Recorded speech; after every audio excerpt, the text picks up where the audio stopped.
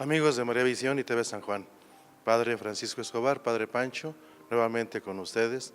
Gracias por permitirnos esta entrada en sus hogares para reflexión común. El mes de febrero, a veces al inicio nos absorbe aquí en San Juan de los Lagos con la Candelaria, los peregrinos, y se nos puede olvidar una fecha importante. El 2 de febrero también es Día de la Vida Consagrada. Ya pasó el año de la vida consagrada y tal vez ha dejado poco eco en nuestras comunidades. No podemos dejar de reconocer que los evangelizadores de nuestras tierras fueron precisamente religiosos. Los franciscanos llegaron acompañando a Nuño de Guzmán, primero por el sur, después en las distintas encomiendas desde los conventos de Tetlán, por ejemplo, hasta Zapopan y Guadalupe, Zacatecas, cuando se pidió que las congregaciones religiosas dejaran las parroquias a el clero secular, Guadalajara sí confió solamente muy pocas parroquias a los franciscanos. El obispado de Michoacán, por el contrario, lo confió a los agustinos, y entonces también los agustinos tuvieron parte importante. Que hubo muchos monasterios de religiosos varones antes de la Guerra de Reforma, 1854 a 1857, fue la Guerra de 3 años, la Guerra de Reforma, donde se expulsó a todos los varones y mujeres que estaban en distintos conventos. Se cerraron los conventos, se expropiaron por parte del gobierno para pagar pues esa deuda en la cual estaba nuestro país con Estados Unidos, con Inglaterra y con Francia, que tampoco se logró.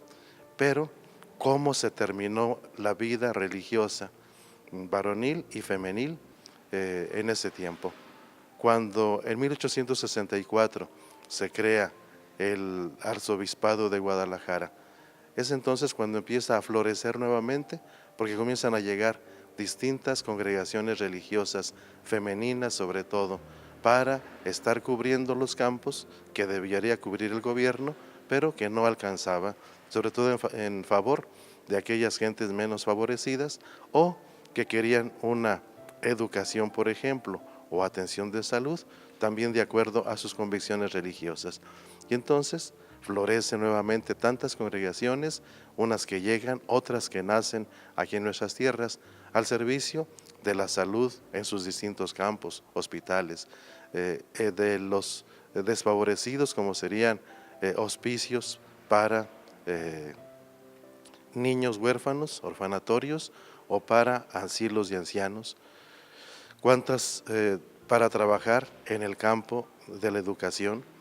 ¿Cuántos para trabajar en el campo de la pastoral en sus distintos ambientes, desde ayuda a las parroquias, la catequesis y demás? En fin, es una gran contribución la vida religiosa. También no son simplemente personas de buena voluntad que quisieron vivir el testimonio de vida de los valores eternos y los votos de la pobreza, castidad y obediencia. Son personas que se han capacitado en su propio campo, tienen personas especializadas con licenciaturas, con doctorados, con laureas de distintas partes.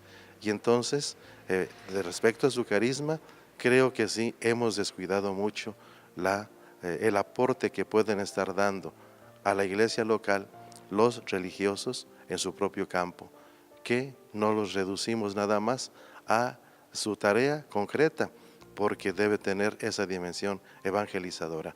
El Papa Francisco les pidió, al igual que a los grupos apostólicos, 2 cosas: su carisma y su inserción.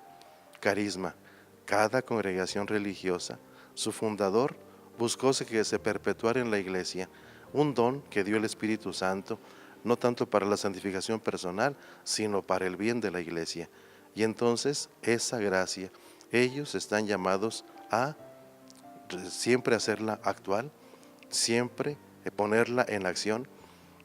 Respecto a las distintas circunstancias, ya se verá el modo como ellos pueden estarlo infundiendo en sus colaboradores y en los destinatarios.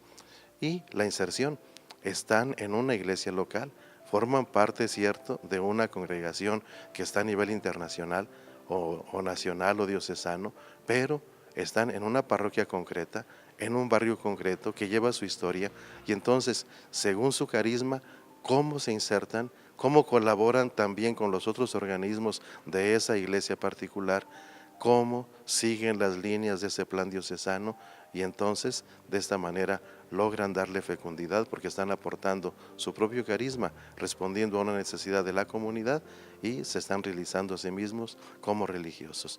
Bien, tengámoslos en cuenta. Donde hay congregaciones religiosas, donde hay casas, creo que sí falta más ese diálogo, esa solidaridad, esa valoración y ojalá que Dios siga suscitando en las distintas familias más vocaciones a la vida consagrada, masculina y femenina. Gracias mis amigos, hasta la próxima.